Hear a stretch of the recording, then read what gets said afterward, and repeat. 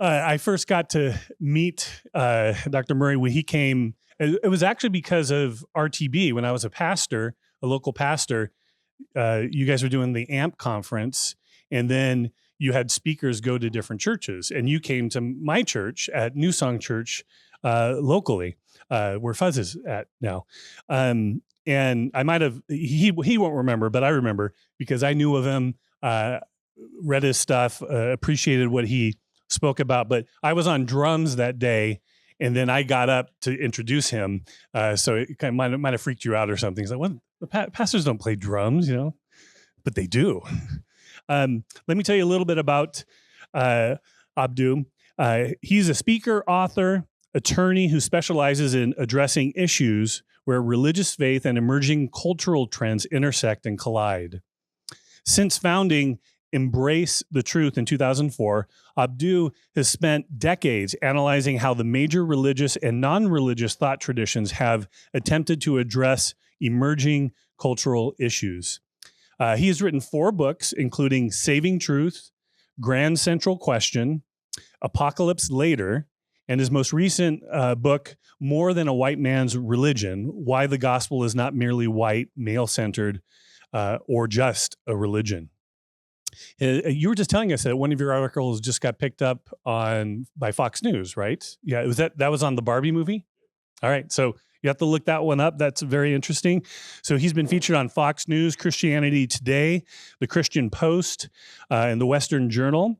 Mr. Murray has tackled complex issues in various forums, debates, and dialogues at leading universities such as Yale, Berkeley, University of Michigan, University of Florida, and other universities as well. He has also addressed political and business leaders in countries such as the United States, Canada, Peru, and Hong Kong. He hosts a podcast and YouTube shows called All Rise, Deliberations Live, and Coulda, Shoulda, Woulda. His YouTube videos have been viewed really by millions of people across the globe. And he holds a BA in psychology from the University of Michigan, and he earned his Juris Doctor from the University of Michigan Law School. While an attorney at 2 major law firms in Detroit, he was named one of the best lawyers in America and to Michigan Super Lawyers. What is a super lawyer? I want to be super philosopher. Yeah, need that title.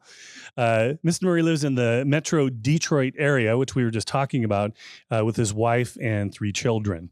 His talk today is Following the Science in a Post-Truth Culture. So would you join me in welcoming up Dr. Abdu Murray? It's a pleasure to working with RTB, and I have some great memories. So this is the topic I'm going to try to cover in a very short time. Relative to our time together. So, as I think about what it is that we're actually experiencing in the current cultural milieu, we're not experiencing a postmodern culture. We're in the middle of a post-truth culture. Now, I say that with a certain level of conviction because the more I think about this, and I know we keep using the word postmodern, and if we mean post-truth, then I'm okay with using the word postmodern, which is a very postmodern thing to do, is to change the meanings of words when it's convenient. But it's important we get the distinction between postmodern culture and a post-truth culture. It's important that we get the distinction. In 2016, Oxford English Dictionaries named the word of the year post-truth. Now, the word of the year is not a new word, not a newly coined word. Sometimes it is, but usually it's not. And in post-truth in 2016 wasn't a new word. It was just a word that was used 2,000 times more often in that one year than in the previous years combined when it was first coined around 1992. And the reason, of course, was the election. And you had words like alternate facts and disinformation and fake news, and all this stuff was being talked about and bandied about quite a bit. But there was also an observation of a cultural phenomenon where people were not saying truth doesn't exist. They acknowledged that truth existed, but they simply didn't care when it didn't fit their narrative. So a post-truth mindset is a mindset where appeals to facts and facts and truth don't matter as much as appeals to emotion and preference or feelings and preferences. In fact, that's one of the standard definitions. Post-truth is an adjective defined as relating to or denoting circumstances in which objective facts are less influential in shaping public opinion than appeals to emotions and personal belief. So in other words, you can notice something here. And when you go into the literature a little further, what you'll find is this is not postmodernism. Postmodernism, sort of classically understood, and I'm going to breeze, you guys have a wealth of resources right here in the room who can do a better job than me on postmodernism. But essentially, I'm going to boil it down. Postmodernism is the idea started by folks like Derrida and Foucault and all these folks who saw that claims to objective truth were largely the culprits behind all the conflict in the world. So this set of people think they have the political, social, economic, religious, or whatever truth, and they want to impose that truth on this set of people. And so what they do is they say, this is objectively true, you should believe it, and I'm going to make sure you do by whatever means necessary. And that causes religious, economic strife, all this kind of wars, all the wars. So if we eliminate the category of objective truth, we'll eliminate all the issues that pertain to that, all the conflicts that happen. So we'll change it from objective truths to subjective experiences and conversations. This is a very simplified version of this, very simplified. There's a lot more to it. But you'll notice something, and you probably all have seen it before a million times, when someone tells you, well, we're going to get rid of the idea of objective truth and make it more of an opinion. It's true for you, and this is true for me, and now we'll just share our experiences in conversation. The inherent flaw automatically rises up, right? If you say something is not objectively true, that statement has to be objectively true. Otherwise, why'd you say it? And if it's objectively true that there are no such things as truths, well, then that statement is false, and you shouldn't have said it either. So no matter how you look at it, when you deny objective truth, you end up sawing off the limb on which you're sitting. So it dies its death. Postmodernism, I think, really started to die its death, I think largely in popular culture because of the new atheists.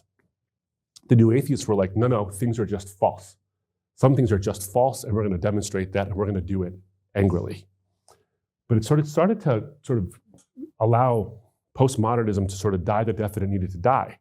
But because it's a stubborn view, and it plays to a human emotion and a human penchant for wanting things to be relatively true, something rises up from the ashes of postmodernism, and that is post-truth. So notice the difference. Here's the difference. It's subtle, but it makes an important distinction.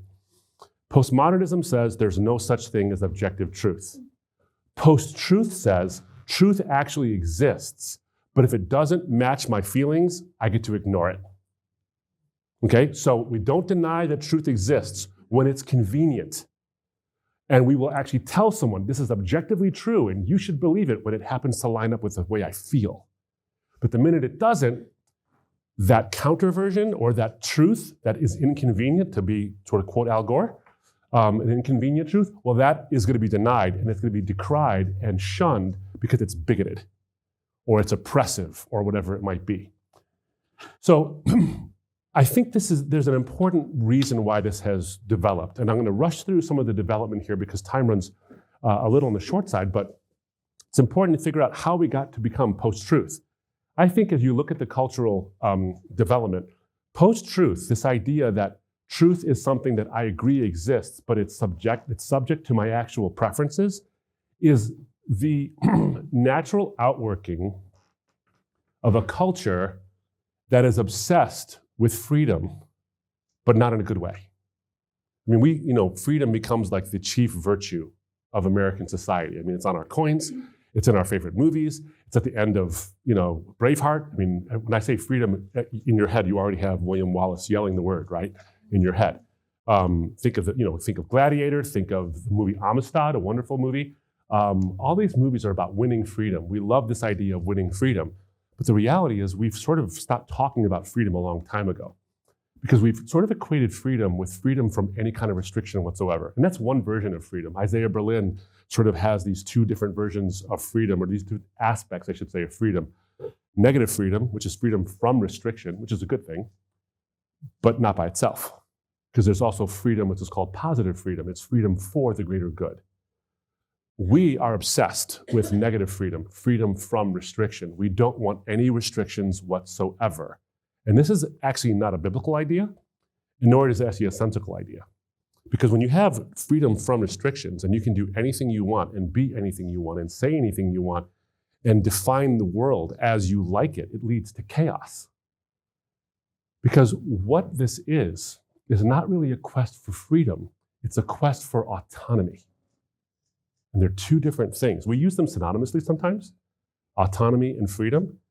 But autonomy, as I am defining it here, because autonomy can be used in different contexts in different ways.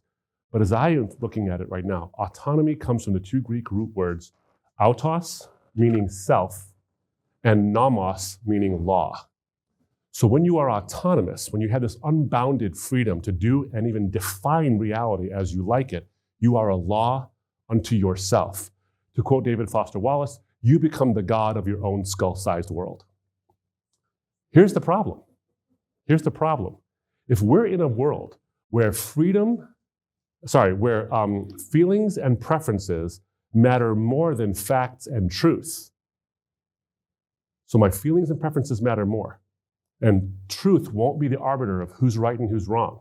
What happens when I, as the autonomous god of my skull-sized world, have preferences and feelings that collide and contradict the preferences and feelings of you as a god of your skull-sized world? Do you see the problem? If my preferences and your preferences collide, and I'm a law unto myself, and you're a law unto yourself, and we can't both express our preferences and feelings in the middle of all this, and truth exists, but we don't actually like it when it's inconvenient, who wins? Truth won't be the deciding factor. Truth won't be the arbiter of who wins and who loses. What'll happen is it'll be the one with the most guns, or the one with the loudest microphones, or the one with the most Twitter followers, or the one who control the media. In other words, the one who wins is the one with power. Now that is remarkable because the whole experiment in the first place of getting rid of truth was to get rid of power plays. And here we are again. No matter what you do, when you try to jettison truth or subordinate it to the back burner, someone ends up enslaved in some form or fashion. That's what I think is happening now in the midst of all we're talking about, because we are seeking autonomy, not freedom. Now, post-truth has two versions, at least two versions. One is the hard version, and I have to turn off my Outlook thing because it keeps on dinging at me. I'm sorry about that, guys. Give me a second. Focus. Do not disturb. There we go. I'm sorry about that. There's two versions of post-truth, at least two versions. One's the hard version, the other is the soft version. Now, it sounds like the hard version is the harder one to deal with, but the irony here is that the soft version is actually the harder one to deal with. So the hard version is where there's a willingness to propagate one's beliefs or one's agenda through the use of blatant falsehoods. You're willing to fudge the facts, change the facts, completely ignore reality, and then pawn off your agenda as if it's based on truth. That's the hard version. And we've seen different parts of that. The soft version is a version where we say, yes, objective truth exists, but as I said before, we don't care about the truth if it gets in the way of our personal preferences and agendas. So we won't lie about it, we just will ignore it or we'll label it. So if there's a scientific discovery or some kind of scientific, some findings that happen, whether it's social sciences or whatever it is, and it happens to be inconvenient, we'll either ignore it completely and not cover it on the news, or we'll label it and we'll shun it because it gets in the way. And after all, I am the god of my skull-sized world. How dare you? And the soft version is more dangerous because you can see the hard one coming. The soft one's more difficult because a lot of emotions and feelings and these kind of things get in the way. So that's the current, I think, issue here. In light of that, I want to discuss, in light of these two versions of post-truth, but really the soft version, I want to discuss this. This is the secular creed, okay? You've seen this on lots and lots of houses in front. Now, I'm not going to go to each one of these things and talk about the truth or falsehood or problems with any one of these issues. I want to focus on the middle phrase, science is real. You've seen various versions of this. In this house, we believe Black Lives Matter, no human is illegal, science is real, women's rights are human rights. Sometimes that's changed to trans rights are human rights, or whatever, marginalized part of society you want to put in there, you put in there. But the middle part is the part I want to talk about. Science is real in light of the soft version of post-truth. That's where I want to focus our attention. Because there's another version of this, which is we follow the science. And you've heard this, follow the science. My goodness, follow the science. How can you ignore the science? And that's part of the common parlance right now is science is real, follow the science. This is interesting. This sign, this creed is actually a reaction. You can trace the reaction to this. This is a reaction to people who were science deniers or were perceived to be science deniers, depending on your particular persuasion, because they actually were denying climate change or make it a little more modern, which is hard to do because climate change is always on everybody's mind. But when you think about the vaccine or coronavirus, what are people talking about? They're saying if you're a vaccine denier, you're a science denier. Science is real. My goodness, follow the science. And then, of course, the vaccine deniers will say, follow the science. The science is real. Look what's happening now. And there's this debate back and forth. But this was largely a reaction to some of the climate change issues, especially in light of the 2016 election and all the politicization of everything that happened after that. So science is real is a reaction to the hard version of post-truth. In other words, people were saying, you're lying about the facts because it hurts your agenda and you're just lying about it. You're giving misinformation, disinformation, and fake news. And science is real. So this creed is in reaction to a hard version of post-truth. In fact, let me give you a couple of quotes. One specifically from some scientists or advocates for science who were talking about the rise of post-truth. They're talking about the hard version, but we're going to talk about how the soft version comes in a minute. Kathleen Higgins, writing in Nature magazine, and her article is entitled, Post-Truth, A Guide for the Perplexed. In other words, we're in a post-truth world. How did we get here? This is scientists talking to other scientists. Science's quest for knowledge about reality presupposes the importance of truth, both as an end in itself and as a means of resolving problems. So how could truth have become passé? What a statement. Scientists and philosophers should be shocked by the idea of post-truth, and they should speak up when scientific findings are ignored by those in power or treated as mere matters of faith. Scientists must keep reminding society of the importance of the social mission of science to provide the best information possible as the basis for public policy. And they should publicly affirm the intellectual virtues that they so effectively model: critical thinking, sustained inquiry, and revision of beliefs on the basis of evidence. Another line from Nietzsche is especially pertinent now, she says. 3 cheers for physics, and even more for the motives that spur us toward physics, our honesty. What she's saying is this post-truth stuff is nonsense because science is real and it helps humanity. And we have to eschew this whole idea of post-truth altogether, the hard version of post-truth. I want you to notice something that she said. She said that we should speak up when scientific findings are ignored by those in power or treated as mere matters of faith. What she was basically largely referring to is climate change deniers and people who were in political power who were denying it because there are other agendas or lobbyists or whatever. This was written years and years ago. Now I want you to think to yourself about all the studies that have come out and been done on various social issues right now, whether it's the gender identity ideologies and all these things, where these findings are being shunned, being treated as matters of faith or ignored altogether by those in power. This stuff has a whipsaw effect.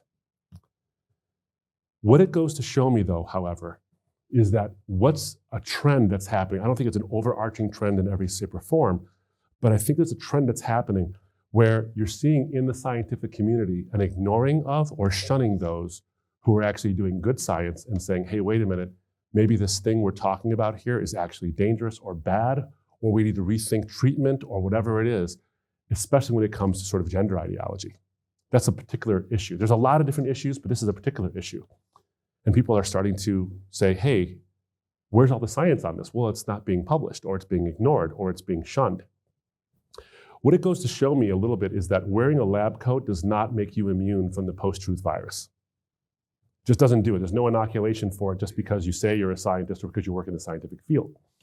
Now, a slightly different version of this, Adam Hoffman, writing in Smithsonian Magazine, wrote an article in January 2016 called Biomedical Science Studies Are Shockingly Hard to Reproduce. Okay, biomedical science studies are shockingly hard to reproduce. Now, this was calling several studies where they had actually looked at things that were published in scientific journals, academically peer-reviewed scientific journals, as if they were good findings and this was good science. And they're saying, well, can we reproduce the findings? If it's good science, you should be able to reproduce the findings. You all know this. The protocols are published and the things are followed. Well, good science leads to replicability. Otherwise, it's not reliable. Well, several studies concluded that the findings of certain sciences are very difficult to produce.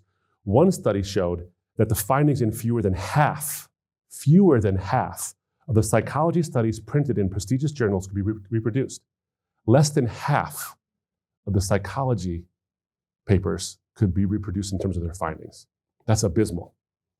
Stanford University's John Unitas went so far as to say that across many scientific disciplines, quote, it can be proven that most claimed research findings are false. Putting an alarming number to the problem, Unitas says this: we are getting millions of papers that go nowhere. Now, I don't know about millions. Millions sounds like a lot. And I don't think every area of science was subject to the same kind of sort of post-truth virus, as it were, but it was an issue. Hoffman asks why. And he says, look, basically the reason for this is that there's a conscious or unconscious bias that happens in everybody's life. Scientists are under tremendous pressure to obtain breakthrough results, and those are the ones that are most likely to get published. So you fudge something here and there, and it comes out with findings that maybe you believe in, but you can't justify. This is more like the hard version of post-truth, which can be addressed a little easier, I think, because scientists actually have addressed it. They were addressing it. It's a credit to the scientific community that these things were being published in the first place, saying, hey, what are we doing? And then they started to correct it. But you're seeing that the soft version of post-truth is creeping into a lot of science, where they're not fudging the data. They're not lying about it in order to serve a private agenda. Rather, they're serving a public agenda by only publishing selective things, or not letting certain things get published, or redacting or retracting entire papers because they don't say the right things. You think about in 2018, and I shared this article with Jeff yesterday or the day before. In 2018, James Lindsay, Helen Pluckrose, and Peter Boghossian did a social experiment. They submitted 20 fake papers to high prestigious academic journals, and they used socially acceptable in those fields jargon that basically got the results that they knew that people wanted to hear. So they would say the craziest thing, the craziest sort of conclusions, and they would be the most like obscure ideas possible. They submitted 20 of these things. Only 6 got rejected. The rest were accepted, and they weren't based on science at all. They literally made it all up. And they did this to see if you said the right things, would you get published? Not if you did the good science, but if you just said the right things. And the answer was yes. Scientific American cut ties, for example, with Michael Shermer. Michael Shermer, the Skeptic magazine president, well-known to everybody in this room as a leading rhetorically gifted, but also I think it sometimes got some good ideas, but I disagree with him on almost everything. But he is a well-known skeptic, and Scientific American cut ties with him after some, as he puts it, very challenging editorial discussions around race, gender, and sexuality. Richard Dawkins, the world's probably most famous atheist. Whether he's the most rigorously thinking atheist is another issue, but he's the most famous atheist out there, and he wrote probably the book on atheism that everyone responds to, The God Delusion. He was stripped of his Humanist of the Year award by the American Humanist Association because of the following tweet. This is what he said. In 2015, Rachel Dolezal, a white chapter president of the NAACP, was vilified for identifying as Black. Some men choose to identify as women, and some women choose to identify as men. You will be vilified if you deny that they are literally what they identify as. Discuss. Now, he said, I didn't try to take a position. All I asked for was discussion. Now, whether he did or not in the tweet is a little bit of a debatable issue, but he said, discuss this. And he was stripped of his Humanist of the Year award. The AHA said in the statement about Dawkins, they said that Richard Dawkins, over the past several years, accumulated a history of making statements that use the guise of scientific discourse to demean marginalized groups, an approach antithetical to humanist values. So in other words, Dawkins was using science as a ruse to be a bigot. The question was he? Or should we have taken some of the science actually seriously? This is an interesting a quote here from Hemant Mehta. Maybe you guys know who Hemant Mehta is. Hemant Mehta is the friendly atheist. He wrote an article for Religious News Service entitled this, Richard Dawkins has abandoned science to justify his transphobia. And this is what he says. Notice how evangelistic it actually is. In terms of wanting to get people to be atheists, it's not driven by the science. Nowhere in the paper or this article does he actually point to real science that debunks any of Dawkins' ideas. This is what he says. His words, meaning Dawkins' words, also have the effect of further alienating LGBTQ people when they are already marginalized by many powerful religious leaders. Put a pin in that. Why would they want to become atheists when supposedly reasonable people, meaning atheists, like Dawkins, are spreading the same lies they hear in churches? Trans people are currently subject to political attacks and dehumanizing laws. Dawkins should spend less time acting like this issue boils down to basic biology and more time advocating for LGBTQ people who have been harmed by religious and now supposedly scientific bigotry. That's fascinating because it's extremely evangelistic. In other words, he's saying it's a bad idea to say this because trans people won't want to become atheists. Maybe that's not the issue. Maybe the issue is the actual science behind some of this stuff, and we need to rigorously engage with it instead of eschewing it for ideological or even evangelistic purposes. As apologists, as people who work for an apologetics organization, one of the hallmarks of RTB has been that it's careful with the data. Even if it doesn't serve the immediacy of a message or a statement, we're careful with the data. You're careful with the data because you know that in the end, if you are to be people who follow the one who is the way, the truth, and the life, your way must be truthful and life-giving, whether it's inconvenient or not. This suggests to me very much an apologist for an atheistic framework who's trying to win converts by denying something that's inconvenient at the moment. As an aside, it sort of fascinates me that because the science behind that sort of transgender ideology is pretty weak. It's a new emerging thing, but it's pretty weak. Yet, Hemant Mehta would say that the science behind religious belief is weak.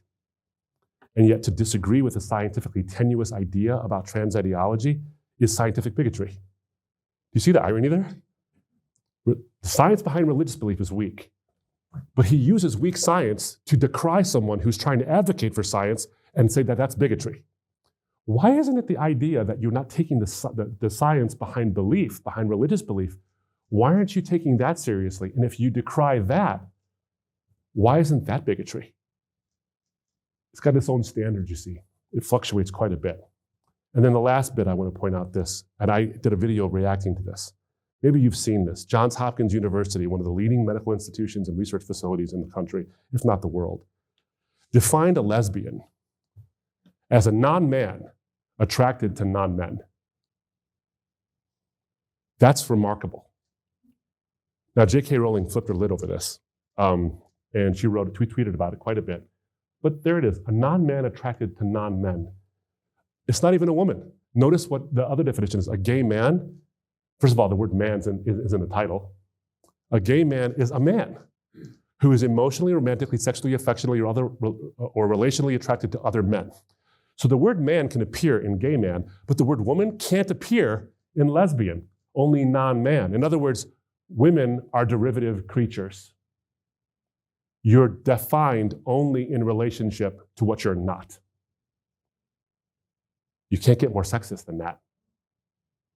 But that's an ideology, you see. They even say it right in the definition. While past definitions have referred to lesbian as a woman, this updated definition includes non-binary people who may also identify with the label. But it doesn't appear in gay man. Now, they've changed that. But that didn't come about by accident. There wasn't some guy in some committee somewhere who said, I'm going to post this and see what happens. That's not what happened. This was a deliberate thing. So what you see is that Hemant Mehta says that Dawkins referring to certain science about gender as being pretty obvious science is considered marginalization and bigotry. Yet this definition is the very definition of marginalization and bigotry. Women don't have a definition in and of themselves. And then finally, we come to some redacted papers and retracted papers based on ideology. There are studies that were done on rapid onset gender dysphoria. If you don't know what rapid onset gender dysphoria is, essentially it's the phenomenon where pretty much since the Caitlyn Jenner cover story on Vanity Fair, where people, really the trans issue got sort of lit a fire after the Obergefell decision, which legalized same-sex marriage, suddenly trans became the issue. You notice something, the minute that happened, when the Caitlyn Jenner cover story on Vanity Fair was on, people were talking about gay marriage way before that, a lot. Then the Obergefell decision happens with the Supreme Court legalizing it, and then Vanity Fair, and suddenly no one was talking, well, not nobody, but almost no one was talking about the legalization of same-sex marriage, good or bad. The trans thing, the gender thing, blew up into the thing that everyone was talking about, and it's kind of the thing that everyone's been talking about ever since. What it's resulted in is in various high schools, in various certain areas of the country, where you have this explosion of people who are identifying as trans in some kind of way, whether it's full transsexual or it's people who identify as non-binary or gender fluid or whatever it is. It's an explosion of this. And so people were saying, how do we account for this? Was it that people were always this fluid or trans, but never could say something and now felt the courage to do so because of Caitlyn Jenner? Or is it more of a social phenomenon, a social psychological phenomenon that's taken root, and that we have this rapid onset gender dysphoria? Well, there were some studies done on this by reputable scientists. Lisa Littman had her paper on rapid onset gender dysphoria retracted, but later republished with some corrections due to the outcry that her paper produced. And so she included detransitioners in her study, and that was considered bigotry, and that was considered horrible, and everyone got upset about it, so they retracted her paper and republished it. The findings are still the same, but a lot of the rhetoric or the words inside of it were changed. Laura Favaro, a PhD in sociology, she said this, and she had something similar happen to her. Having approached the topic with an open mind, my discussions left me in no doubt that a culture of discrimination, silencing, and fear has taken hold across universities in England and in many countries beyond. Her research was deemed dangerous by City University of London because it was talking about rapid onset gender dysphoria. Michael Bailey, a professor of psychology at Northwestern University, who's been teaching there for decades, and he made some enemies on both sides of the aisle, he said, because he just followed the science where it went, and it made everybody upset. He had an article retracted from Scientific American talking about rapid onset gender dysphoria. Now, they defended it by saying that it was of low quality. The science was low quality, yet they didn't actually provide any scientific reasons or any reasoning about why it was low quality. In their conclusion, Bailey says this: I was not surprised by the low quality of the Scientific American piece that said this is why we retracted his article. That's because the publication has become a purveyor of progressive ideology under the thin guise of science. Indeed, over the last few years, it has published pieces such as, quote, modern mathematics confronts its white patriarchal past. Quote, denial of evolution is a form of white supremacy, and quote, the idea of two sexes is overly simplistic. Based on these pieces, how does it expect to be considered a serious magazine anymore? That's Michael Bailey. Now, all the while, solid science, especially on the psychological effects of transitioning at a young age, and the high rates of suicide that follow, whether you're an adult or a kid, after your transition, in some of the most trans-friendly environments in the world, the suicide rates are shockingly high. We seem to be making this omelet and okay with breaking a lot of eggs. A lot of eggs. And the science is bearing out that it's happening. But agenda. It's interesting. this is all still about power. It really is. But there's hope. Let me turn to that in the minutes we have. Hopefully you'll have a few more minutes and then we can interact a little bit more. Sorry. This is a tough topic to get down into just a few moments of time. There's an Arabic phrase. Arabic phrases are always a little more spicy than Western phrases. We have this phrase, we're all in the same boat in English, meaning, we're all in this together, or we all have the same problems. We're all in the same boat. Well, in Arabic, we have when it's kunna fil hawa sawa. It literally means we're all in the same wind, but the connotation is we all smell the same stink. We all create the same problems. We all have the same issues we have to deal with. We're all responsible for the predicament we're in. And without going into a lot of detail, because time doesn't permit, Christians are just as guilty of being post-truth as anybody else is, oftentimes. And I can give you story after story of times when someone has sent me something and they say, oh my goodness, and it's been circulating in social media, a lot of times by Christians, as if that story was true. I find out all they did was read the headline. They didn't actually research it. And it takes me about 3 minutes of research to find out that this major thing that's going to upset the world actually didn't happen. And Christians are the ones who are propagating it as if it's true. So before I start pointing fingers at other people, we got to start pointing fingers inward as well. But I think once we can start to get the reputation back of not being post-truth people, but lovers of truth, but in a better narrative, not just giving cold hard facts, although that's important because you can't appear always passionate about something because it'll look like you're biased, but giving it in context of a better narrative where there's not just truth, but there's a reason to hope further. 1 Peter 3:15, you don't offer reasons for your beliefs alone, even though that's the title of this place. You offer a reason for the hope you have. The resurrection, the design of the universe, the design of the human body and microorganisms and all these things. These are all reasons for the hope. These aren't just things you happen to assent to. These are things you hope in because they point to a greater purpose. They point to a solution. They point to someone who ultimately overcomes a world that is beset with autonomy and post-truth thinking and struggles for power. How do we do that? Well, I think that the narrative is the vehicle for the beauty of science. Because people often think of science in dry terms. Out there in the world, you think of it in terms of dry terms. Scientists don't, but a lot of folks do. And so they can ignore it. Like, yep, that's just the Charlie Brown teacher squawking at me. But if it's couched in terms of the narrative, the beautiful story, the beautiful narrative, I think that there's something there that can really, really be gorgeous about this and appealing and actually speak to a post-truth world and say, I'm offering you something better. Secular views fall short on this. There's plenty of people who sort of stand up to this. Dawkins is one example of someone who said, hey, look, I'm standing up to this ideological thing that's suppressing actual science and all that stuff.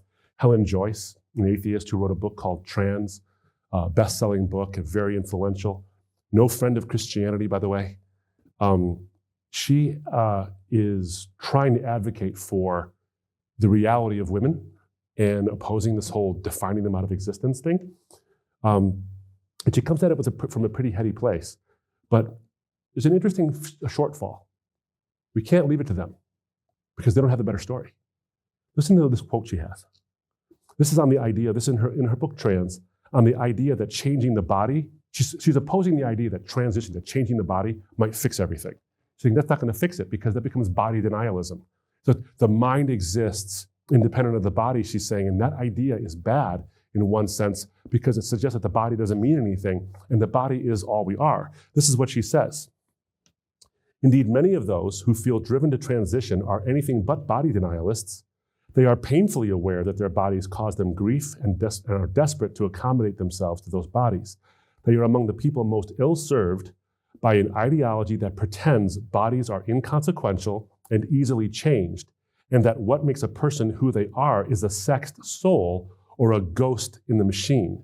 In other words, this idea that you are immaterial in some way is a bad idea because it causes somebody to actually think that I can just change my body interchangeably and that'll match my mind. And the mind is the real thing. And this is bad in her view. or that we're a machine or a program running on a computer, or whatever metaphor you prefer. This is her words. The truth is that we are our bodies and our bodies are ourselves. The truth is that we are our bodies and our bodies are ourselves. We are just chemicals in motion. That's what we are. There's a problem with that, of course. That doesn't get you far enough. Because the Christian faith doesn't eschew the idea of the mind and an immaterial part of who you are. But it also doesn't eschew that there is a body and that body matters. I'll get to that in a moment. See, she's fallen short. I think that while we can lock arms in some way with those who are saying, hey, look, the science, we have to go where the science leads, even if it's uncomfortable, even if it's the kind of thing that doesn't make us happy all the time. But they lack the full story. There's something missing there. You know, I've heard the objection that I'll wrap up. I've heard the objection that, you know, science is the stuff, man, because it's progressive and it's provisional and it changes and we break through new things and we progress and the human condition gets bettered by science. And that's wonderful and that's true. But religion is stagnant because it's old and it's based on texts that don't change. Unless our interpretations of it change, in which case now religion isn't that great, because if we can change it, then how great was it in the first place? I always find that curious because I find science to be an act of worship. The newness and novelty of discovery is perpetuated by the delight of discovery. And you read in Proverbs 25, verse 2, it is the glory of God to conceal a matter. It is the glory of kings to seek things out. God doesn't hide stuff from us so that we never find it out. God hides stuff from us so that we get into the glory and the delight of discovering it for ourselves. If you've ever taught a child how to do anything, you know what I'm talking about. The delight of discovery, where the child squeals in delight because they got it, but the parent is far more delighted because the child got it. And that's how our Father treats us. Our Father is far more delighted in our discoveries than even we are, and we're pretty delighted in them. Science is an act of worship. It's based on something that does not change. It's based on the truth that does not change, but it's the platform. You know, with science, we build a platform, and that platform becomes more and more solid the more and more we know. And from there, we leap and build another platform, sometimes in mid-flight. And we get higher and higher and higher in our worship based on the solidity of what the scripture actually tells us and what the truth is actually revealed to us. So I come down to this then, where the better narrative exists, in my mind, where Helen Joyce tries but doesn't get far enough because it's based on a naturalistic framework to say the science is real.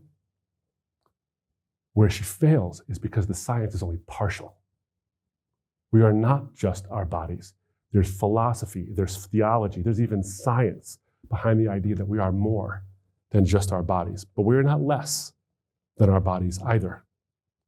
The design of the body is a signal of the transcendent. It's a hint of the sublime.